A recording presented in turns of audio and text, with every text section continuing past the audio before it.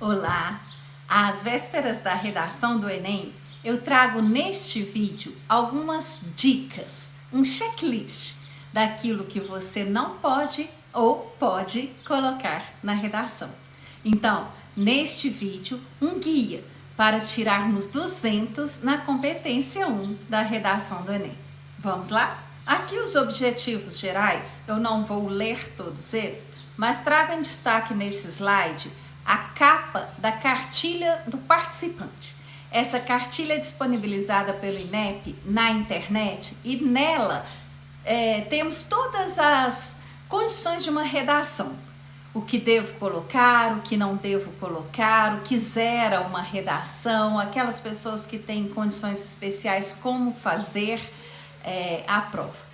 Sugiro a leitura da cartilha. É uma cartilha rápida, de rápida leitura, de fácil entendimento e vale a pena ser lida por ser uma cartilha criada pelo INEP para o participante do Enem.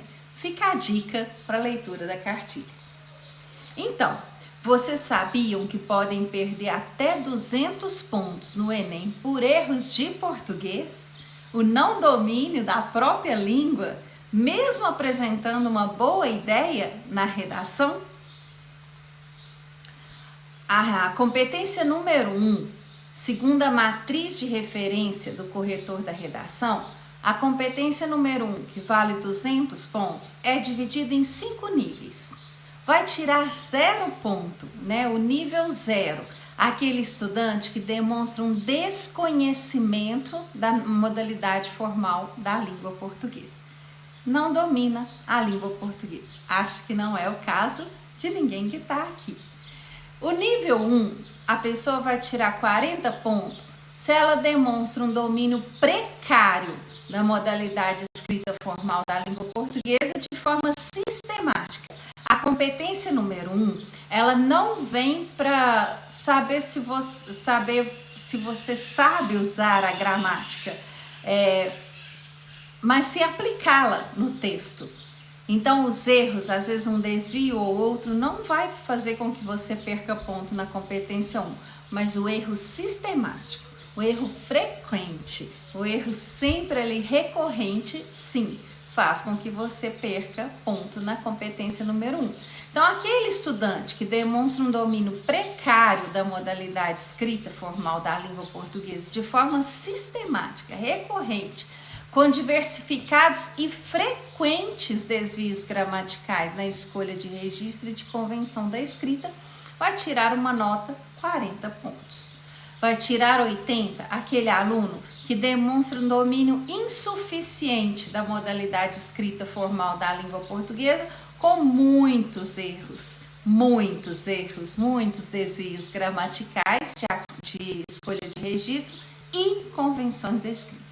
Tá vendo que são cobradas duas, eles vão observar 2 aspectos na competência número 1.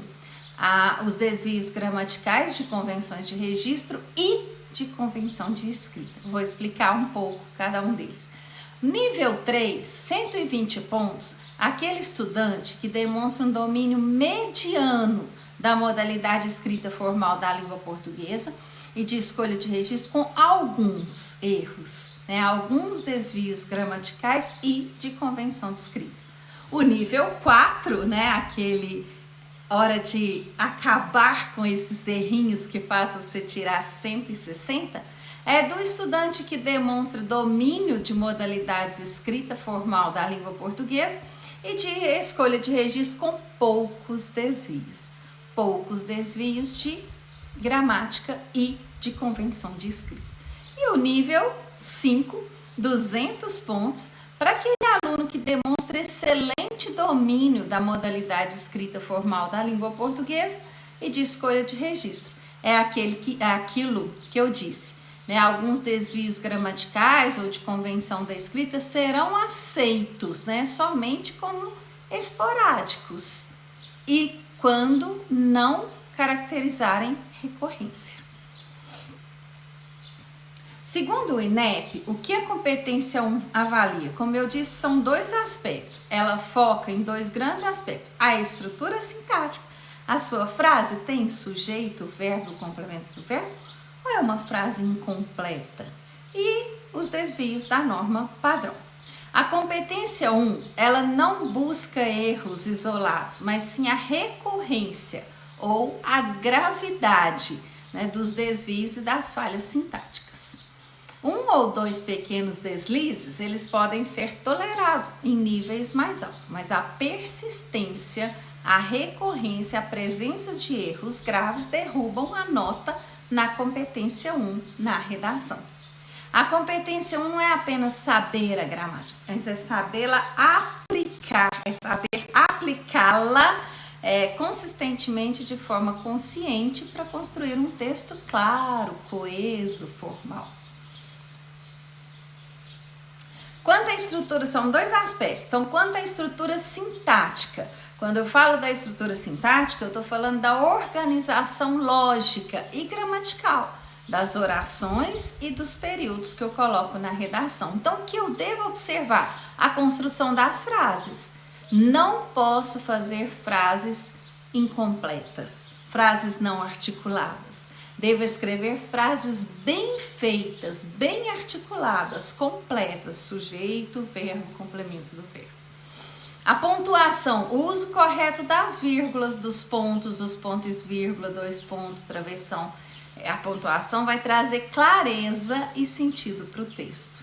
Os conectivos, veja que a competência 1, ela casa com a competência 4. Conectivos e articuladores, o emprego adequado dos elementos que vão ligando as ideias, que vão garantindo a fluidez para o texto. E o paralelismo sintático, que é a manutenção de estruturas gramaticais semelhantes. Se eu coloquei a crase no primeiro, eu vou colocar nos outros. Vou mostrar aqui um exemplo melhor de paralelismo, mas a mesma estrutura para todo período que tem aquela ideia.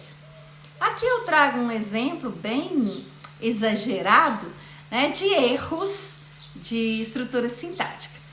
Colorir de amarelo aquilo que é o truncamento de um período, uma frase incompleta. Colorir de roxo a justaposição de orações ou períodos. A justaposição é colocando por cima ideias e excedendo ali o período, ficando muito grande e sobrecarregado de ideias. O excesso, a duplicação ou a ausência de palavras está de azul. Então, a crise hídrica é um desafio global. Este primeiro período não tem erro de sintaxe, mas tem um erro de gramática, que é o uso da letra maiúscula na palavra global. Governos, eles, aqui uma repetição do sujeito, não preciso do eles. Governos precisam agir para reverter a situação. Veja que houve um truncamento, né? um corte aí na oração. Eles precisam agir para reverter a situação. O grande problema é que a sociedade não se engaja na causa. Seria também o único período, não se engaja na causa, não precisa aí do truncamento. E o grande problema é que, veja a ausência de algumas palavras, é que a sociedade não se engaja na causa. E o próximo, a sobreposição de ideias. A poluição, ela agrava a situação e a falta de conscientização impede o progresso da ação imediata, é fundamental. Então, olha esse período aí todo carregado de ideias. Então, quando eu falo de estrutura sintática, eu falo dessa organização das orações e que não pode acontecer, né? O truncamento, a justaposição de ideias, os períodos muito longos, o parágrafo sim, mas o período não. O excesso, a duplicação ou a ausência de palavras.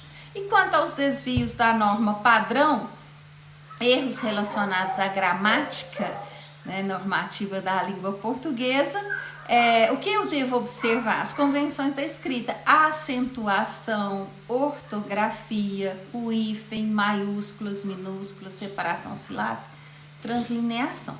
Acentuação. Já pensou perder ponto na competência número 1, a sua própria língua, porque não acentuou país?